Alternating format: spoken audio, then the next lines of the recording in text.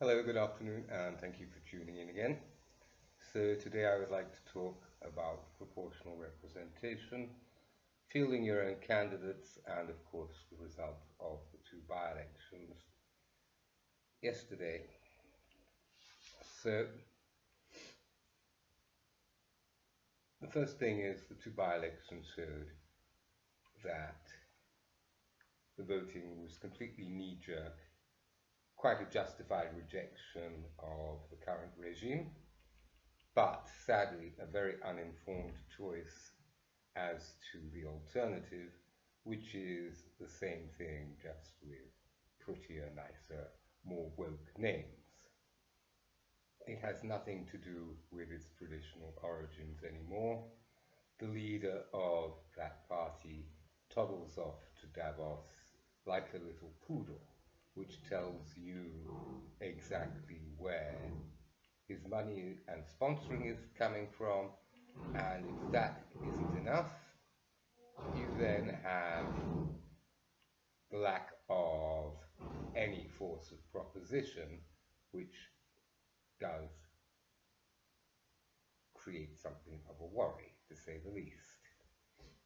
So I think we can all agree that we have priorities: illegal entrance to the country, potholes, education, health, housing, and of course our armed forces, which are in a state of total disarray, not to mention our police force, which doesn't know which way is up at the moment. So we have to field our own candidates. And in my last podcast, I actually admitted to mention another potential party, which is the Alliance for Democracy and Freedom. So there's also the Freedom Alliance and now the Alliance for Democracy and Freedom. If there are any other groups, please let me know. And I will definitely talk about them. Now, I've been on their site. I've had a very good look at their site as well, and it's also very interesting. And I would invite everybody watching to seriously consider getting together with friends and family and other like-minded people. And this is one of the wonderful things about social media, is that you can find like-minded people through social media, and start fielding your candidates in local and national elections. And the first thing you should do when you get into your council or into Parliament is to absolutely insist that we go on a system of proportional representation. This two-party system is dead from the neck up. It has been since the late 50s and early 60s, and things have to change in Europe and in New Zealand and many other countries. Their democracy actually thrives on proportional representation, and it does make it a lot more difficult for these nefarious organizations to infiltrate cabinets and governments, which is exactly what has happened in this country.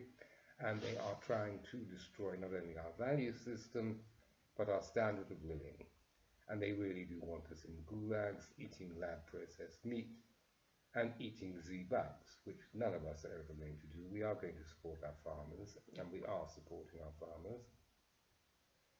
And so, once again, please field your own candidates. Do not knee-jerk vote for the other party, because the other party is not the other party. It's the same party with pretty nice labels, and that's it.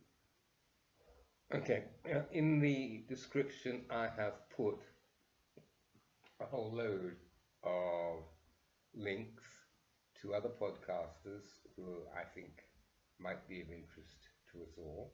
Richard Voves, who is very heterogeneous and very holistic in his outlook, but he has lots of very interesting things, and he inspired me in many ways to dare to do my own podcast. There's just a Council Watch, which will give you very good reality on what council meetings are like. And you can also watch your local council on the internet. Most councils do have a live stream and then an archive stream, which you can also watch, so you can see local government in action there. And you'll see that most people are trying to do their best. And it's because they don't know the options available to them, and what's more, they are being spoon-fed a party line from head office, which we don't need. Thank you very much. I've also put in sources of alternative sources of news, which I think would be very useful. So I put in Redacted on the list. I get a lot of news from Redacted. It is international. It is also American focused, but America catches a cold, we catch the flu, and that's the nice version. I've put in very interesting, experienced people like Colonel Douglas MacGregor on the military front, Scott Ritter also on the military front, a very good debate show with a retired judge called Judging Freedom, which isn't just about the States, it is a more of an international view. And I really do think that broadening our horizons and getting out from this British idiom of too little too late is very important, which is why there is a rather long list. There's also, I've also put peacekeepers once again about our civil rights and how local government and local justice works. So that might be of interest to you. And they're also great sources of information. They will have very, very good websites. I would like to say hello to a wonderful American congresswoman who told David Cameron to kiss my ass when he very foolishly made some very pejorative remarks about her not being for the war in Ukraine. And she was quite right to tell him where to go. He really has no idea that the Ukraine is a money laundering operation. And he is the proof that the House of Lords is now a public convenience. Once again, we don't want to be voting for these people or their facsimile the other side of the House. And I keep going back to this because the only thing stopping us are our thoughts and our considerations. So please stop thinking you're not good enough. You're probably a lot better than the people being fielded at the moment.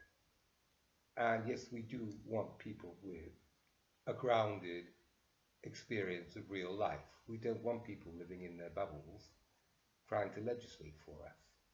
We do want real people in the real world. And you are wanted and you are appreciated.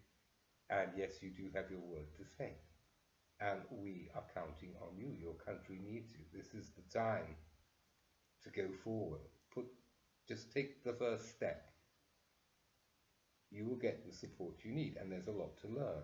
But the procedure and the Constitution and all this is relatively simple. What's going to be the hardest part is critical thinking, because not a lot of people have been taught critical thinking. And you are going to have to insist on having the full story before making a decision. And if there is missing information, you say, look, there's a whole chunk here missing. I need the information to make a decision. And yes, it's perfectly okay to put your foot down and say, no decision until I get the full information. So I think we all agree that we do need a big overhaul. We can get back to where we were. It may take longer than we thought, but it all starts with actively supporting farmers, buying their produce direct, actively manifesting yourself at local council meetings, actively writing to your local representatives, either handwritten or email, it doesn't matter, both count, and then getting together and fielding your own candidates or teaming up with these existing very broad umbrella parties. They want the same things we do, and they're not pushing a political dogma, right? It's just common sense and compassion and putting people first before profits. And speaking of profits, I'm very glad that one company made very big profits. And I'm sure what they're going to do with their profits is make sure that all the most vulnerable elements of our society will have a special tariff so that they won't be slammed with these absolutely ridiculously high bills where they either live without heating or they don't eat. And if they don't take the initiative, then obviously our future elected representatives will, because those profits were obscene, absolutely obscene. That wasn't doing business. That was extortion. That's racketeering.